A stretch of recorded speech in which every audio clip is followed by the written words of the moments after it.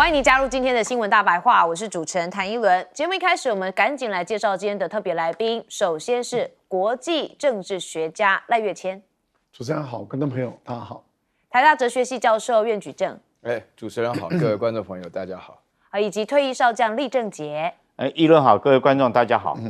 好的，我们当然现在还是要来关心美中之间的角力战哦。不过我们看到川普真的是疯疯的，他一直说他这个接到了中国大陆打来的电话哦，但是也被外交部，也就是中国大陆的这个外交部频频打脸哦，说根本没有通过电话哦，两个人。好，我们看到是4月28号，其实中国大陆的外交部发言人郭家坤就说，据我了解，其实两国的元首在近期没有通话。好，但是我们也看到了这个4月25号的时候，川普就说，我们美中正进行了贸易谈判，然后他们今天在上午开了个会。好，那时候外交部中国大陆这边就说美方不要混淆视听。结果前一天24号的时候，他也是特别讲到，也就是川普他说美中在24号那天有开会谈，但是中国大陆的商务部也说，其实美中之间没有任何的经贸谈判。好，所以就等于是川普一直讲，然后中国一直打脸。那中国大陆的网友就说，哪有这种遇到这种天天把脸伸过来给挺这个找打的？他说挺烦人的。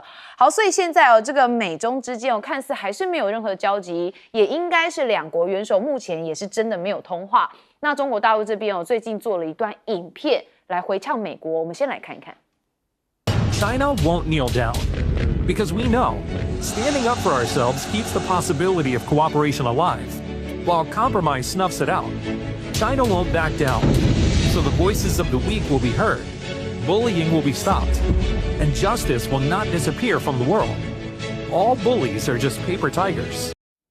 好，用英文那当然就是讲给美国听的嘛。好，中国不贵，他说我们强调卑躬屈膝，中至步步进逼，中国不贵，就这4个字，确实蛮有 power 的。好，那不知道美国看不看得懂啊？应该看得懂，因为讲英文。好，但是高关税，中国撑不下去了吗？其实美国财长也说，说不定中国大陆这边会先打电话给我。哇，真的是还是要摆一个高高姿态就说，没有啦，两方没讲话没关系，但是可能会打给我。他说，新的关税对中国大陆来说是无法持续下去的，说不定有一天会打电话给他。好，我们就等等看。但是比拜登还要糟糕吗？ CNN 最新的民调也显示，有59%民众认为川普的政策把美国经济搞得很糟，比前总统拜登的民调数字有差。美国人也是一样有比较有伤害。看到这个过去不喜欢拜登，结果现在川普变得更糟了，他就说还是以前的拜登好。好，另外还有60%的民众认为川普的政策让生活的支出变得更高。那当然，你这个关税加下去一定是这样子的。好，不过川普就任100日的这个民调，大家就讨论度很高嘛，都是史上新低啊，70年历任总统以来的新低。哇，川普火大了，他说都是假新闻，都是假民调。好，因为我们看到华盛顿邮报只有39%人是认可川普的施政那纽约时报是只有42%，那易普所集团的支持率更是压低到了34%。他说有些人做假民调就是有病的啦。好，他说媒体才是人民真正的公敌所以都不能说他不好。那但是他现在是不是也是发现说这个民调真的是蛮难看的，要来救一下所以他呼吁说我们要减税他说这个纳入关税因素之后，很多人的综所税其实都能大幅的降低甚至是完全免除。那不止如此，陆续开始新建或筹备的新工厂也创造了大量的工作机会。他说我们将会迎来的是大丰收。但问题是现在这个美国的财长也蛮担心的，因为美元、美债、美股同步都在下跌但是他还是要讲说，这不一定是失去信心这个1周或2周或1个月内发生的事情，都可能是一个市场杂讯反正他都是有办法来解释的。但我们也看到，现在黄金这件事情是不是要来操纵全球？因为蛮多人认为美国是想用黄金来操控而且就总体货币供应量而言，美国仅拥有大概是8000公吨的黄金，但其实很难支撑这样的目标，而且数量远远不足，所以全球现在对美元的信任逐渐下滑，势必会促使各国减少对美元的依赖。那如果真的这样，就完蛋了，美国已经就不用玩了。好，那如果习近平稳如泰山的话，这个现在看起来5.1是中国大陆的一个这个买的状况蛮明显的。我们看到5.1入境中国大陆的邮订单量已经年增173%，而且看到都很多是外国脸孔，因为他们要带着大行李箱来中国大陆扫货。主要原因我想也是因为关税啦，真的太贵了，所以中国大陆外交部赶快这个推波助澜，说我们欢迎中国的外国朋友进入中国，乐在中国，让优质的中国制造飞入每个人的家庭然后让中国消费市场展现巨大的魅力好，那我们也看到了，也是因为5.1黄金周，其实蛮多人真的都有到中国大陆，甚至也拍了影片，我们先来看一下。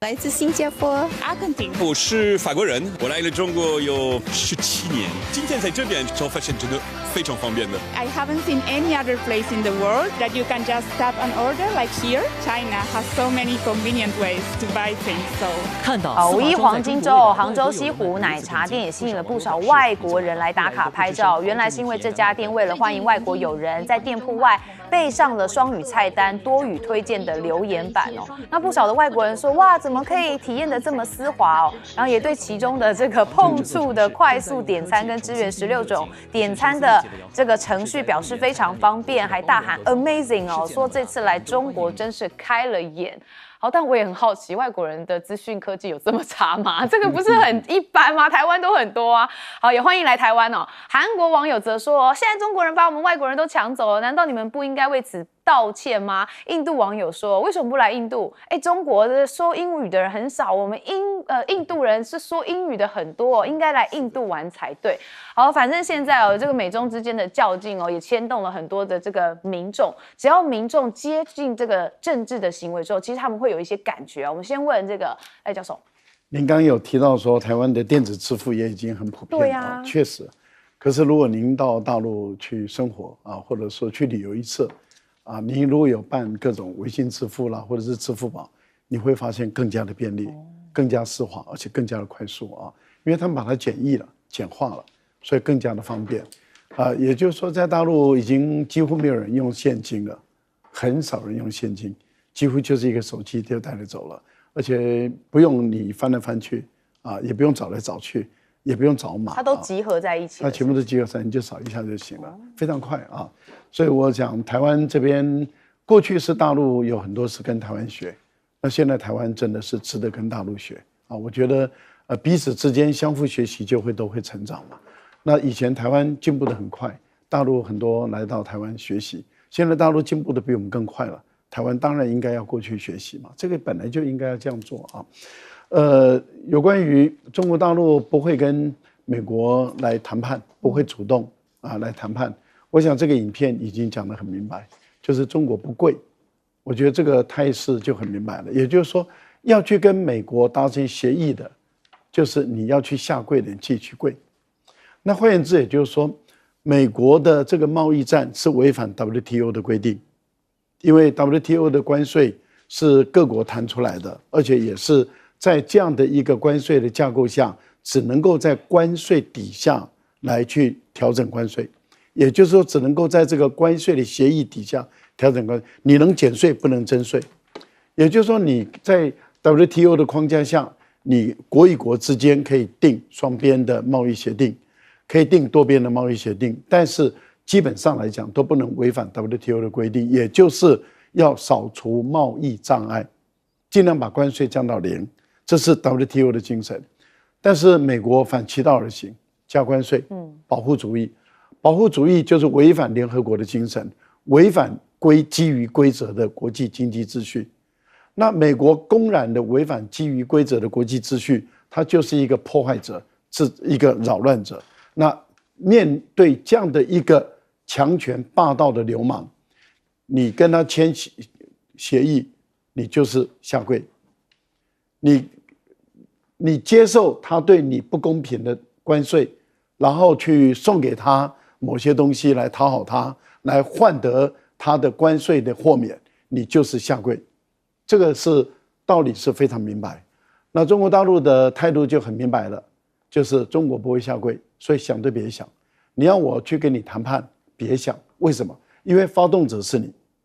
发动者是你。如果要谈判，是你来跟我谈，而你来跟我谈的时候，你就必须要先把你的关税拿走，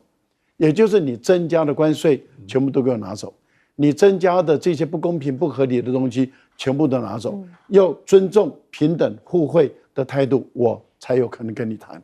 我想这个态势摆得非常的明白。如果美国人还看不懂，那是他家的事。这个财政部的部长，他很明显的还在幻想，他会接到电话，想太多了，你根本没有这个本事。所以不知道等不等得到，但感觉现在就双方都在玩一个游戏，就是看谁先这个跟谁讲电话但是我觉得美国他蛮自信心的很高涨所以恐怕会失望这教授，我必须要强调一下哈，这个中美之间的贸易战的话呢，一个建国200多年的面对一个有5000年历史的国家长期来讲，这个文化上的经验是差距很大的。我从这个角度来讲在历史当中的话呢，这个就是在赵秦之间呢，长平之役发生的过程大家可以去参考一下。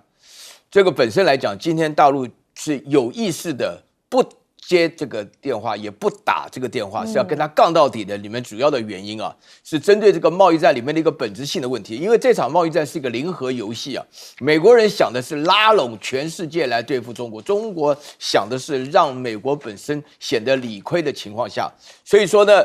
欧洲加拿大澳大利亚然后这个其他的这个东南亚国家，他们的立场非常重要。中国绝对不能够认软服输。如果一旦的话呢，表现出来稍微有一点协议空间，那么他们这些人的话呢，见风转舵。因为大家都知道，在国际政治当中，你们所谈到的第一个原则就是现实问题，没有人会把所有的鸡蛋放在一个篮子里头。所以因为这个缘故，所以大家就非常清楚，中国本身表现立场越硬的时候呢，那美国这边只好乱讲话。这是第一点然后第二点的话呢，我们就说过很重要的一件事情，就现在大家看得很清楚川普这个人呢是又笨又坏我们先讲他这个笨的地方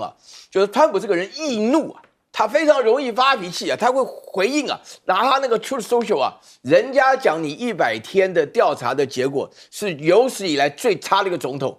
有的是41%有的是39%你遇到这种事情的时候，你不应该被激怒，人家公布就是要激怒你然后在大陆看得很明白，我们心里都非常明白，我们这么一个悠久文化的民族心里就知道，要让这个人难堪的话，一定要让他激怒，一定要让他展现出的情绪。现在完全中招了，所以川普现在的话呢，进退两难了。我常常在讲心急吃不了热豆腐川普吃了烫豆腐，吐也吐不下来，吞也吞不下去。然后呢，他坏在哪里呢？他就是一点坏，他乱说话，他讲谎话大家要了解，你这个谈到问题如果说你平常讲的话，为什么美国人，包含现在川普，我实在对美国很失望因为川普是第2次当总统，这表示又笨又坏的人超过美国1半人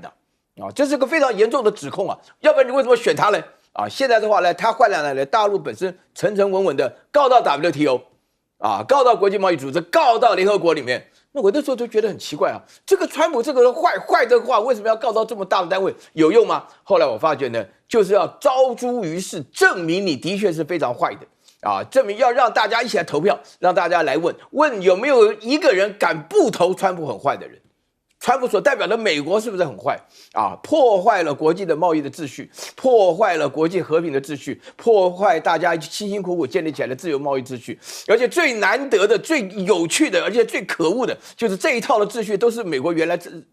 美国所支持的，美国所建立的，他现在自己建立自己破坏。所以说，对于这个美国的整个票选的制度，我打了一个大问号：为什么会出现这么大的转变？为什么会出现这样的结果？为什么一边鼓吹叫大家投票选举，然后另外选出来的人居然是一个又笨又坏的人？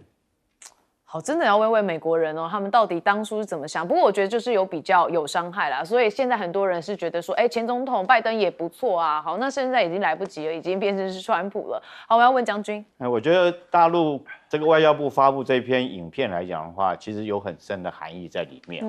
第一个，我们要知道，说是这影片是由外交部发布的，而不是由这个商务部来发布的。代表中国的立场已经讲得很清楚。因为这段时间以来，因为关税的问题，然后川普自己不断的这种反复的一直在那边造谣说谎哦。身为一个美国总统，居然造谣说谎，每天说习近平有打电话给他，一直为了要找台阶下来哈。这个不惜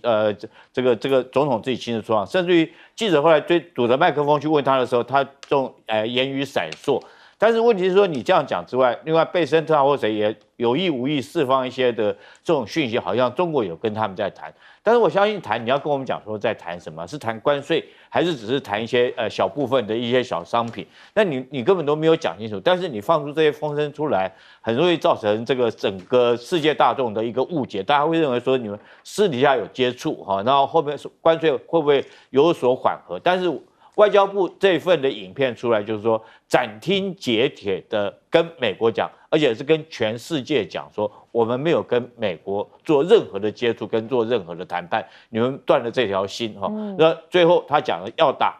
这个奉陪到底，要谈大门敞开哈。另外来讲，这部影片里面，我觉得有几个核心。第一个就是他用一个台风眼来表示，说如果我们现在如果说是这个要跪下去要退的话，就像退到台风眼中心，短暂时间你可能看到风平浪静哈，可是你很快你就会这个等到台风眼一移开的时候，你马上就会被吹得东倒西歪。那中国现在最重要放这段影片哈，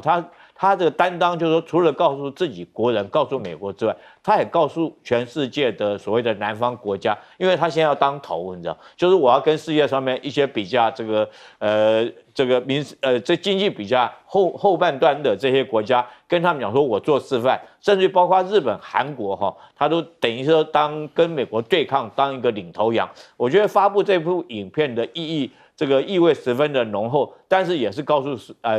诉美国说我们没有在跟你谈。那我相信这虽然说是由外交部来发布的，但是也代表的我想说是习近平的意志，因为我们知道这个大陆的政治体制如果说外交部如果没有经过最高当局的认同来讲的话，他是不会自己发布相关这种影片，因为这代表整个国家在目前为止关税上面很重要的一个政策。那美国现在的想法是什么？就是说，他所谓的谈是从现在他定了245%的税率开始谈起，但中国说你要谈要回到4月2号，就从那个起点我们开始来谈起。那你不能说你已经征到我那么关税，然后慢慢往后退，我是不会接受的。我们既然要谈，就诚心诚意回到4月2号那天的关税，从那个基础上面我们来谈，到底什么东西你要加多少，什么东西要退多少。可是我觉得，如果这样谈，确实是让人家觉得说是有诚意的。那你如果美国做不到，我觉得中国这次态度，这段影片虽然表达的非常明显大家不要再犹豫不定，认为说是中美两国有机会或私底下有接触。我觉得这部影片就告诉我们没有任何接触。好，这跟川普1.0时的中国已经完全是不一样的情况了。好，我们休息一下，马上回来。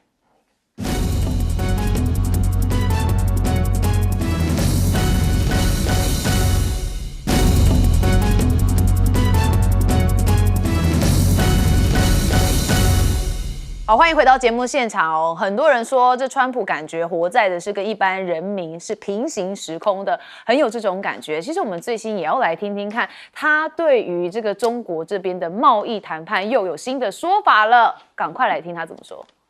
Look, a little bit, they want to make a deal, obviously. Right now, they're not doing business with us. You know, people talk about going cold turkey with China, meaning just forget about it. We were losing hundreds of billions of dollars a year with China, and now they're not doing any business with us, you know, not because of them, because of me. Because at 145%, you can't do business. But something's going to happen that's going to be positive. 好，他说很正面而且说跟中国的谈判取得了一点点的进展。好，这多一点点嘛，我们在好，然后来看呢，这川普执政100日了，他说我真的获得了很多的乐趣，真的很像他会讲的话就是不知道为什么会哪来的乐趣。他执政100日，他之前接受了大西洋月刊的访问，他说比起第一任的总统任期获得了很多的乐趣，不只是治国，也治理了全世界。对啦，全世界的股市被你弄得乱七八糟的，一下就是这个跌，又突然涨。好，那我们也看到美国财政部长贝森特他也有一个惊人的建议，我们也来听一听。like the gentleman you interviewed, stop ordering. China has no business model. Their business model is predicated on selling cheap, subsidized goods to the U.S. And if there is a sudden stop in that, they will have a sudden stop in the economy, so they will negotiate. 好，真的是不太一样的思维哦。他说，停止向中国订货，中国就没有了商业模式。但要看到底是谁依赖谁比较多啊。好，那当然也是贝森特哦。他说，美洲贸易战，美国是更占有优势哦，所以不担心商品短缺。然后他说，这个征收高额的关税而出现的商品短缺局面哦，在这场贸易较量当中，其实美国明显是有利的哦。好，但是其实这个现实上是美洲贸易战升级。美国的货架哦，拢是空的啦，而且价格还涨，甚至还出现了大裁员。好，随着供应链的中断，美国的就业市场哦，其实也受到了很大的冲击，尤其是物流跟零售行业哦，这些工作岗位都会大规模的流失。我在美国的朋友就说，确实当时关税战一发的时候，他们的那个 shopping mall 完全就是空架的，没有东西在上面，都被抢光了。所以不知道这贝森特买的是哪一个时空的超市。好，那看到美国关税的回力标也持续了，这节日花凉了，超市货架空了，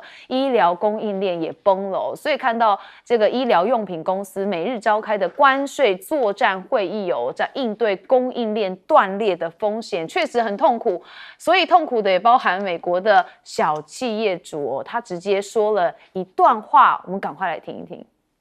So we have $150,000 worth of dog harnesses sitting in our factory right now. And with the current 145% tariff, it would cost me $217,000 just to bring it into the country. So I'm actually better off just lighting that on fire and taking the loss than I am trying to bring it.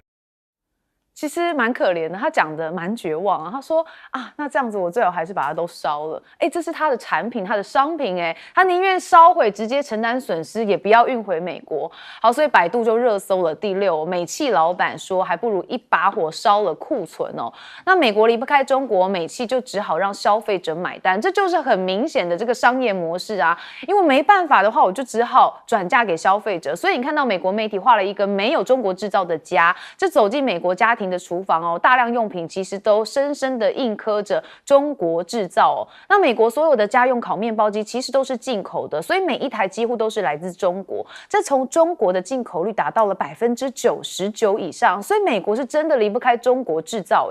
好，那前川普的顾问也说，其实现在征关税是频频计付，美国人最想念的还会是中国商品哦，所以就代表美国现在最依赖的货架、最不可或缺的商品都是来自于中国大陆。好，如果我们看到像是天猫的部分产品哦，也因为关税战价格都是涨，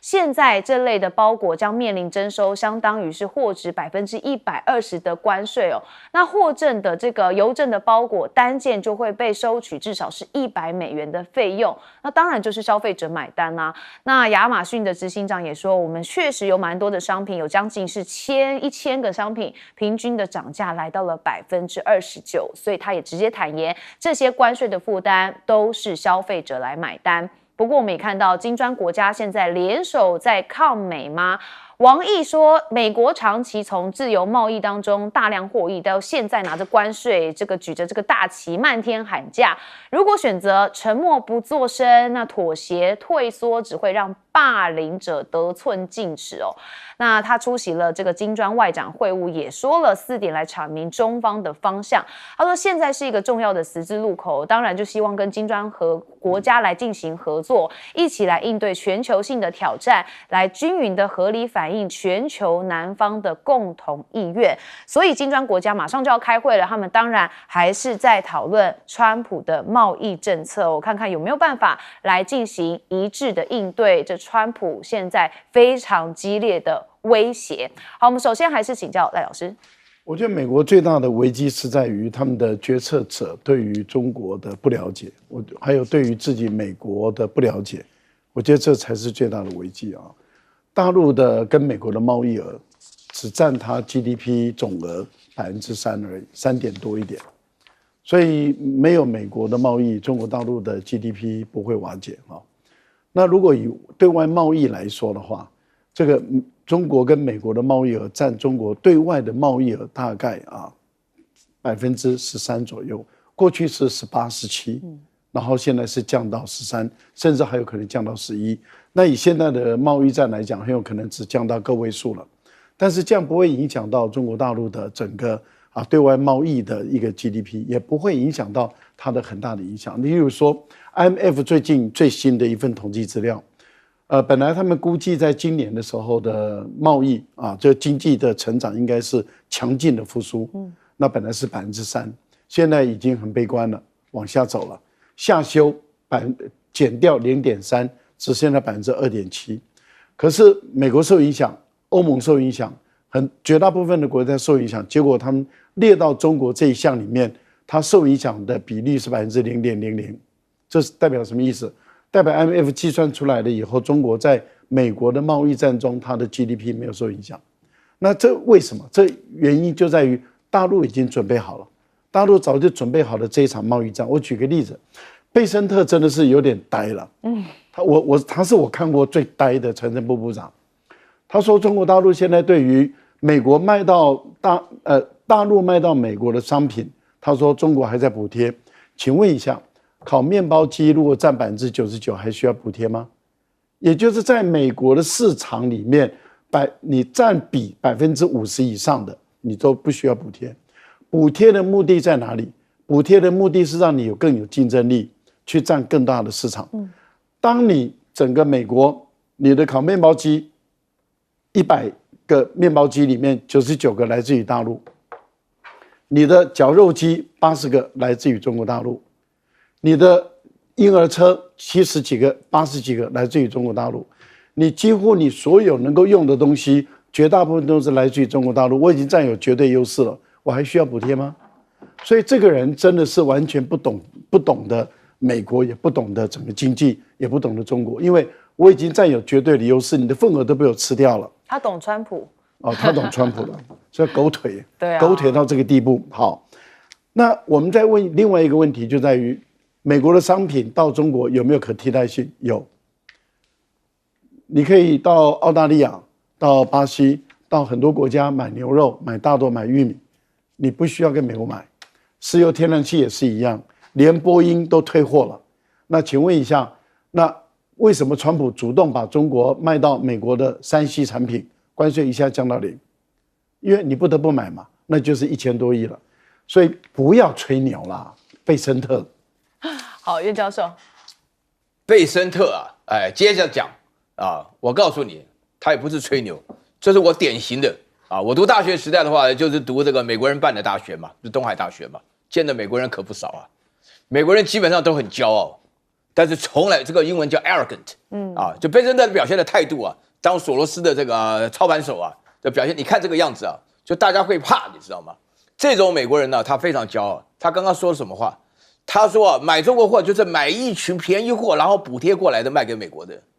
他到底懂不懂我说句良心话，现在整个川普的内阁，他这个牛都吹不下去了。为什么呢？他里面所有的成员当中，这个内阁成员都不合格每个人问题都百出。我本来以为说这里面只剩下从马斯克退了以后，因为马斯克自从跟这个贝森特两个人胸顶胸以后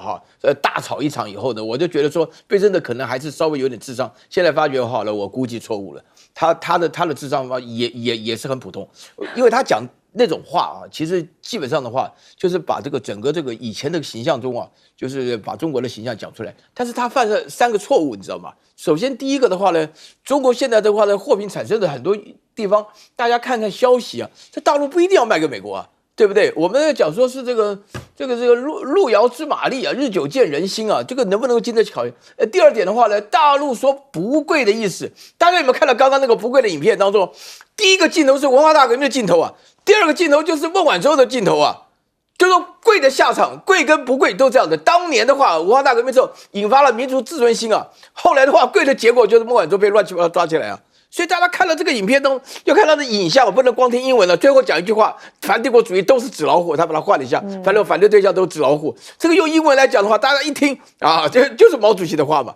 拿着我记得。然后第3点的话呢，就是我必须要强调，整个美国都没有搞清楚事态的严重就大陆已经做好了坚决。我不管怎么讲这个大家都要知道，在大陆本身来讲，就会发觉，美国这一次的话，用讹诈的方式，用欺压的方式，用欺凌的方式，坦白讲啊，因为中国从来没有这么硬气过。大家知道，大家记得吗？还记得有个副总理叫刘鹤吗？那个时候的话呢，川普1.0的时候，他跑到美国去讲，讲的结结巴巴都害怕了要买这个大豆买玉米什么的那感觉上的压力很大。那川普脑袋不能够只留在过去大家要知道吗？现在取代像这种农产品大豆高粱这种是刚需的，一旦跟人家买，我跟你讲，要跟巴西买，3年前就要准备给他买的话，一买起码买30年。美国的农产品就不要笑中国，中国就是即使脱钩断裂也无所谓。好，确实这两方的这个较劲意味现在越来越台面化了。这将军，美国现在很多东西，我们看到很多货品都是中国制造的。那试问一下，为什么都是中国制造？中国并没有拿着枪口去逼你政府一定要跟我中国买东西是你老百姓自己要我的东西嘛？这纯粹就是商业行为。那美国老百姓为什么会买中国的东西？只有一件事情嘛，就 CP 值高，物美价廉，所以他们就会去买。那长久以来，我只能说你美国人自己好逸恶劳、好吃懒做你自己生产业你自己不去制造，你不去生产，然后你将把这些东西辛苦活这个脏活叫中国去干，那中国干出来以后拿回去你美国卖给你们用以很便宜的价格卖给你美国人，让你美国人在家里面可以用很低的价格享受到这种高品质的物品那你美国现在这边埋怨抱怨什么？你说这个制造业要移回去，你有可能吗？所以我觉得现在来讲，贝森特你讲这种话，你等于说他当然了，他是华尔街出身的金童所以他根本就不知道基层民间的疾苦。现在来讲，我们看到美国来讲，一般民间这个基本的食衣住行包括吃的东西，包括用的东西，包括卫生用品，包括厨房用品这是我们每天要用的东西，小孩的奶粉奶嘴这些东西。你现在来讲，对他们来讲是压力很大。因为我们昨天看到说沃尔玛以前说，你还是要卖给我，为什么你还是进口给我？为什么？就第一个就是他们是服务业嘛，如果说他没有货架上面没有东西卖的话，他怎么办？他就先倒了。那对一般的这种老百姓来讲的话，他到沃尔玛去买东西，他还买不到东西，他怎么办？你说现在来讲，到别国去找替代进口，那别国不管是越南或干嘛，你又说人家洗产地，那到那边去买，就还是从中国过去那边卖到你美国的。所以我觉得贝森特讲这种话，你要体谅一下你们这些老百姓你们基层老百姓来讲，他面临的这个物价上涨，当这个货品少的时候，很显然而然就是这个物价会上涨。但是我觉得现在还不是高峰。高峰是什么时候？5月份，因为前一阵子他们囤货嘛，囤货来讲，如果现在卖光了，我跟你讲，等5月份没有货的时候，那个价格会更飙涨。所以美国人这时候急着赶快跑到中国来，赶快多来几趟5一劳动节，买一些东西带回去。好，确实看到现在这个美国人到中国大陆扫货的人蛮多的，但也确实就像是5月份可能会有一个很大的关键点。好，到底这个两国的对话迟迟没有一个下文，大家还是在等到底后续的状况是如何。我们休息一下，马上回来。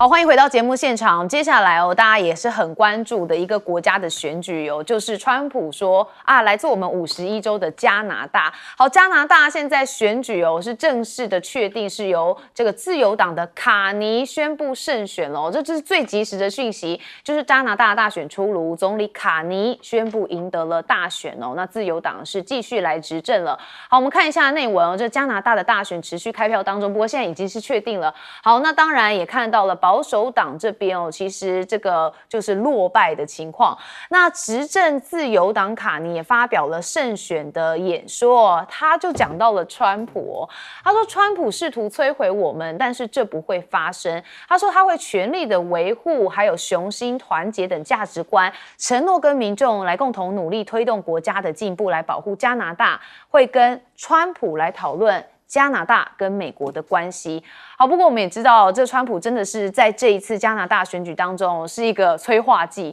好，原本这个自由党看起来是不会继续执政的，结果也就是因为川普牌发酵，所以现在他们是获得了胜选。好，川普就是因为屡屡就说这个加拿大成为美国第51州言论也让卡尼拿到了这张牌之后，当然就是一直跟川普对杠他说美国想要我们的土地资源还有水，他说这些都不是空穴来风，攻。他说川普试图要摧毁他们哦，他说这样美国就能拥有他们，但他认为这些都不会发生。不过我们也看到，这加拿大的大选日，其实川普还是继续放话，他说好吧，为美国的第51州投票吧。我其实真的不理解川普他怎么敢讲这种话？人家是国家他以为他真的是他的一个州吗？川普他说祝伟大的加拿大民众好运要选出一个有能力跟智慧的人那他当然也说这个完全免关税或这个税收，只要加拿大成为我们的第51州就可以这样子了。哇，真的是讲话真的蛮会吹的好，那美国呢也开始带一些风向，也就是美国媒体，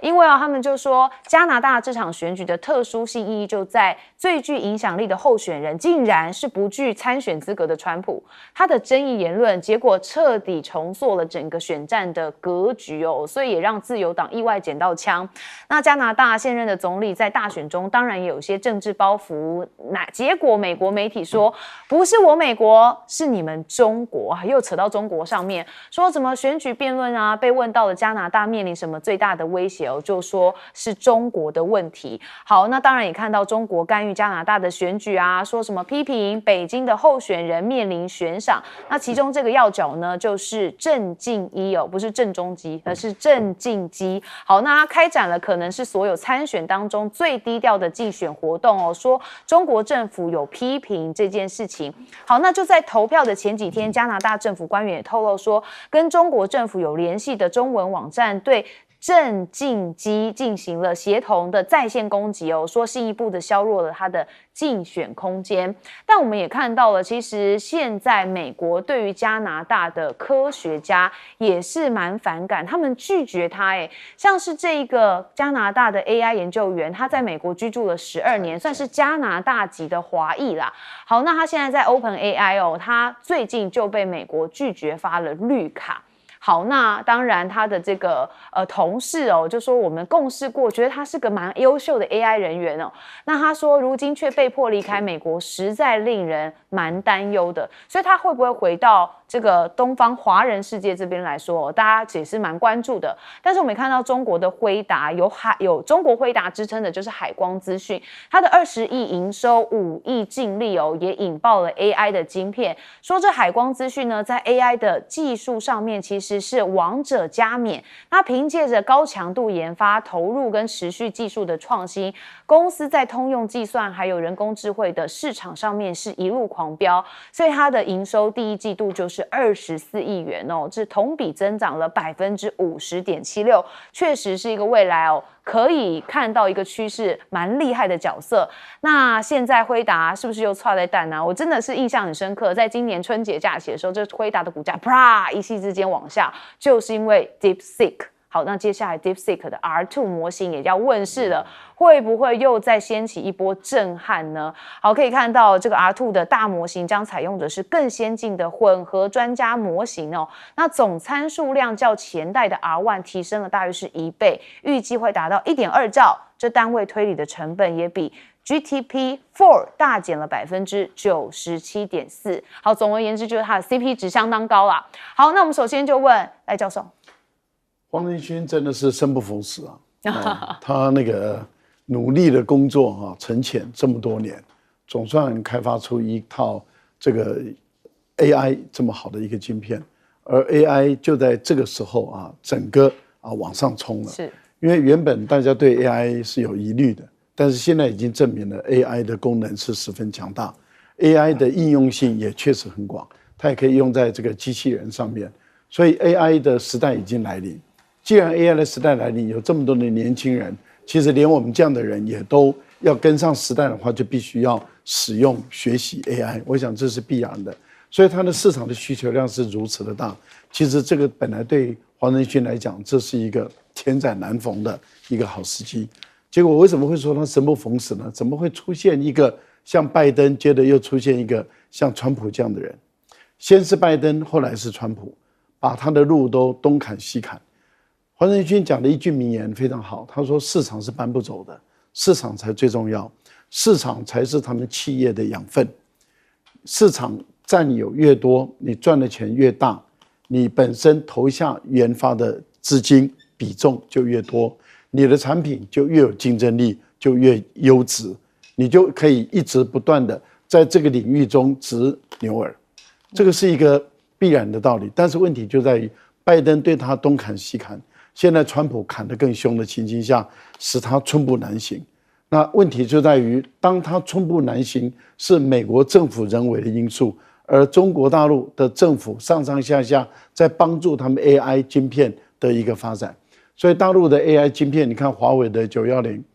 啊，要跟 H100来拼了，要 PK 了。那他们现在已经开始推广给各企业去试用了。当大陆的很多企业他们发现华为的更好用、更便宜的时候，他为什么要买你美国不肯卖的辉达？所以英伟达它本身就辉达有可能就这样子一步一步的失去了中国大陆市场。你不但失去中国大陆市场，大陆会反过来在国际间跟你竞争。所以我觉得它真的是生不逢时。早知如此，搞不好赶快搬回中国大陆去，到大陆去发展，说不定还有另外一个更广大的天地啊。这题外话，另外一个就是我觉得卡尼他基本上来讲仍然是仇中反中的，他没有改变他仇中反中的立场，但是他发现名气可用。所谓的名气可用，就是现在的加拿大人更恨美国人，更恨川普，因为川普他是真的想把加拿大并吞哦，他不是开玩笑的，他是真的想把加拿大并吞，他一而再再而三不停的羞辱加拿大人，使加拿大人的自尊心很严重的受损。过去加拿大人追随美国干尽很多坏事啊，加拿大是满嘴人权，但是干尽人权坏事啊。以前杀印第安人、杀原住民，把很多原住民现在都被暴露出来了，他们干了很多见不得人的事。孟晚舟就是近代的事情，孟晚舟很明显的就是违反人权，非法的。孟晚舟是过境但是为什么会把孟晚舟逮捕，把他拘留？最主要的就是因为想用这个华为的公主作为人质来逼华为妥协嘛。当初美国就是这样修理阿尔斯通的总裁，阿尔斯通到美国去出差就被美国扣住了，结果逼得阿尔斯通被分割，然后阿尔斯通它的关键的技术超过美国的被贡献给美国，从此以后阿尔斯通就再也没办法那个独占这个鳌头了。那美国想复制同样的方法，把孟晚舟当人质，但是任正非不屈服，孟晚舟不屈服，最后中国逮捕了2位加拿大的特工，本来在最后的时候他要移到美国去其实后面最严重的是可能有上百位美国的特工要被逮捕，这个时候美国司法部才把孟晚舟放走嘛。对，所以这个故技重施的伎俩一直在出现。教授，聊一聊加拿大。加拿大这个国家成也美国，败也美国我跟你讲，我读书读这么久，没有见过一个国家被另外一个国家羞辱到这种地步的，没见过因为我们成长于2次大战之后大家都强调就是说是这个民族自觉、主权在民没有一个国家这样羞辱的连那个小小的那个金发人发言人李维特都敢讲大家欢迎到那个美国第51州来什么的，就讲哇，这难听的要死。其实谈加拿大他这一次这个 Mark Carney 他本身是可以说是加拿大最聪明的人。虽然美国选出个又笨又坏，加拿大这一次的话 ，Mark Carney 他本身是一个非常非常有名。你知道 Mark Carney 是做过英国银行Bank of England 的英国银行的行长这不得了的工作就好像说那个大清帝国用了韩国人、用了朝鲜人当那个户部尚书一样道理这非常非常了不起那再回来的话呢，他接了杜鲁道，那个杜鲁道被当成笑话来看待那川普对他的侮辱什么的，杜鲁道接受了川普被侮辱以后呢，讲了2次话，大家可以去 YouTube 翻一下，非常感人就是说呢，从诺曼底登陆开始，你美国人旁边站着加拿大人然后呢，你911的时候的话呢，美国人第一个诉求的就是要飞到加拿大境内来找安全的地方然后呢，你上礼拜的大火的时候，加拿大大火的时候，上个月了